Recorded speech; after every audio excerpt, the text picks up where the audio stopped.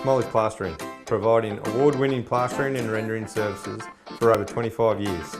I will handle everything from a small repair to a whole commercial building inside and out.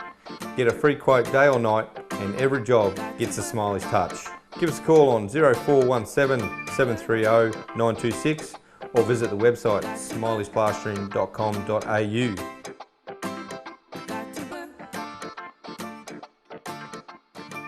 Mark, I'm sure it's pretty well known that you grew up in Rockhampton. A legend of hockey is Rockhampton. So what was it like growing up there? Yeah, it was awesome. I think growing up in a country town, people sometimes think that we miss out on things, but I think as I've grown up and as I've seen different people progress at different stages, I think that's definitely not true. For me, it was all about enjoying time with my friends, being able to have access to sports fields. I grew up playing on grass until I was 13, so we could go down to the grass anytime we like. You didn't have to worry about unlocking a turf or anything like that. For me, mum and dad both played state level hockey. My older brother, older sister, younger sister all played hockey. Our March till September was just hockey. We used to go to hockey at 8 o'clock Saturday mornings. We'd finish there after the juniors.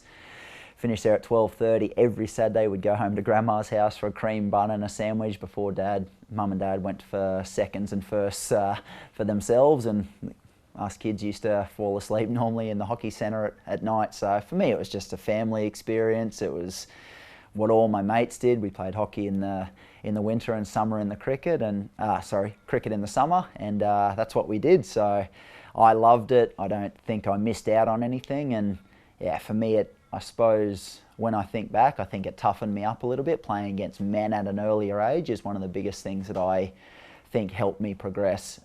I was playing seniors at 15, and yeah, you know, when you're a cocky little 15-year-old country boy, the men like to rattle you up and give you a good hit around, and I used to hate it back then, and they'd laugh now. But now I think to myself, that's probably what made me a bit older, a bit more mature, and a bit stronger at a younger age than maybe some of the city kids who grew up and couldn't play against men at such an early age. You played a bit of soccer as a boy as well? Soccer, cricket, tennis, swimming. Kids ask me now when I give talks in schools and stuff what sport I played, and I say, you name a sport and I tried it. I think that's one of the great things about being a young kid is you just try anything, and I really didn't choose hockey until I was about 15 or 16 years old when my parents took me to the Olympics in Sydney. That was the turning point for me, but up until then I just thought I was good at hockey, but I also thought I was good at cricket and a few other sports. So yeah, my advice always to kids in schools is that I'm not telling you to play hockey, I'm telling you to be outdoors, be active. That's try anything you can, and you'll find your way somewhere along the journey. Your passion for other sports has continued into your adult life. Bit of a Manchester United nut.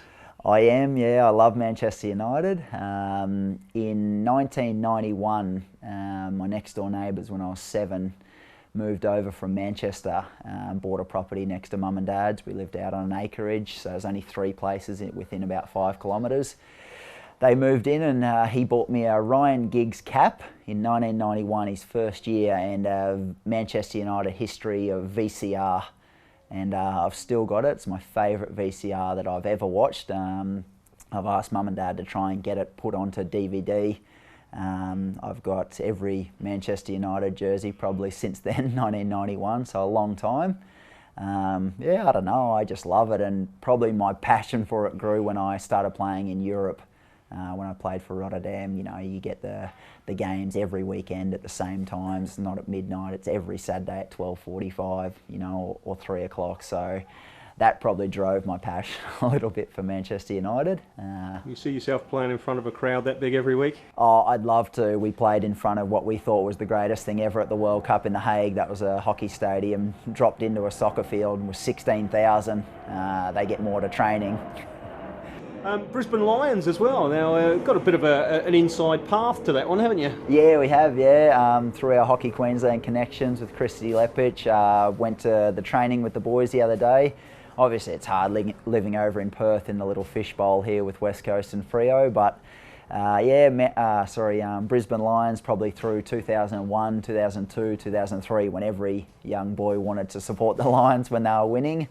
That's where it started when I was living in Brisbane at that time, and my My linkage, I suppose, to the Brisbane Lions is even more so because Michael Voss in 2004 signed a poster for me before the Athens Olympics. It said, "Dear Mark, good luck in Athens, have the courage to succeed," on a big Michael Voss poster. And straight after the Olympics in Athens, I got "Courage to Succeed" tattooed on my ribs. So that was out of inspiration of what Vossi said to me, and I think that's where my link remains very strong to the Brisbane Lions. Flynn here's going to hit a few balls at you, so we're going to check your reflexes. Okay. And we're going to ask you quick fire questions at the same time. So Mark, what's your biggest disappointment? Our biggest disappointment is not playing our absolute best in 2008 or 2012 Olympics. Massive disappointment for me as an individual and as a team. So who's the funniest person you know? Funniest person, he's probably not that funny, but the best stories by far, Liam de Young. Des Abbott was pretty funny, but DY could retell any story or any movie line or sing most songs from the last 20 years, and it used to just crack me up. It still does as one of my good mates. Well, talking of movies, what's your favourite movie? Bad Boys 1 and 2. Favourite colour? Yellow. Favourite type of music? Probably at the moment the Rubens, and old school the Killers. Favourite TV show? Fox Sport News. And what about that food that you're not allowed to eat while you're out on tour that's the first thing you put in your mouth when you get back? A beautiful piece of medium rare steak with mushroom sauce. Very nice. Who's your favourite celebrity? Favourite celebrity? I don't know, sports people probably. Sir Alex Ferguson, David Beckham, a couple of Manchester United greats there. What's the most romantic thing you've ever done for Kelly? Oh, that one's easy. My first wedding anniversary, we were living in Rotterdam. Said to Kel, just pack your bags one morning, and I flew her to Venice for our wedding anniversary. I've had a number of debates since I've been in the Southern Hemisphere about the skill level of rugby players, AFL players, soccer players even. How do you think skill level from a hockey playing perspective compares? Oh, I think it's very difficult. Hockey seems a lot harder for people to pick up with the hand-eye coordination, having to have a stick with only one side. I think it's difficult. For me, all sports are very difficult. If you ask one of the hockey boys, you know, to play rugby league or rugby union or AFL at a top level, it would be very difficult. But I think people would say that hockey's such a skillful sport, and with the new rules over the last 5-10 years, the speed of the game has gone up.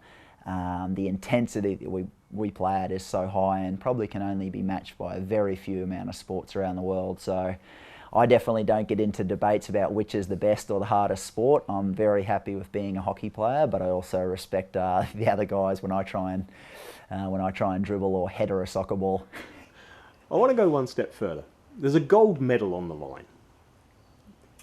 You've got 1 second that can make the difference in your game.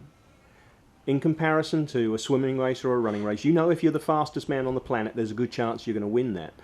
How does that play as part of your psyche as a sports person? This isn't about whether you are the best person on the pitch. It's just that you've got to go the full hog. You do, and that's why we're trying to be the best all the time, not just turning it on for tournaments here or there. We know that we have a very strong competitive advantage over our opposition by having a centralised program in Australia. We get to train against the best players in Australia, the best 30 players in Australia every day of the week for the whole year. And out of those best 30 players in Australia, a significant amount are better than most players in the world. And we think that's a massive advantage. So if you look at the level of our training we do here in Perth, the level of our national league when we play for our states, it's high. It's a good competition, and we're trying to just be better all the time and not just 1 or 2 days a week or when we feel like it or when it's not hot or when it's not cold. We're trying to do it all the time, and we don't have a very, very strong club competition or a professional club competition, so our focus is about our national team. That's unlike clubs in Europe or teams in Europe where the club competition comes before some of the national team commitments, and I've been there, I've seen that before, what the clubs allow their players to do, and yeah, our advantage is training in a high level environment every day. So how frustrating is it to go into a tournament thinking you are the best in the world and not come away winning that tournament? It's frustrating, it's disappointing. I think for me, I'm driven by my fear of failure. It's the person that I am. I'm never satisfied. If I have a day off, I can't have a day off because I don't want to regret or have the regrets of 2008 and 2012. They were significant losses for hockey in Australia. I was a player in those teams, but our sport missed out on an amazing opportunity. We could have been triple Olympic gold medalists, which has never been done before, or not in the last 40 years probably. We could have done that, and it wasn't out of the opposition being significantly better. It was about us not being at our best when it was required. That hurts because you know that as a player we hadn't done enough and we hadn't played well enough. So the biggest thing for me about my role in the team now is giving some of the experiences to the other guys of how much it hurts, and one or two harsh conversations during the year is nothing to the amount of hate you'll have for some of your teammates, coaches and yourselves in the post loss of an Olympic gold medal, which I've had in 2008 and 2012. So yeah, it hurts. It's very, very hard, and that's why we're trying to be at our best when our best is required. It's what Rick wanted. It's what we've done in the World Cup in 2014, but we know that we did that in 2010 as well at the World Cup. We didn't do our job in 2012 in London, so just winning the World Cup and the Commonwealth Games in 14 isn't enough for us, and especially now we're striving to be absolutely amazing, not just really good.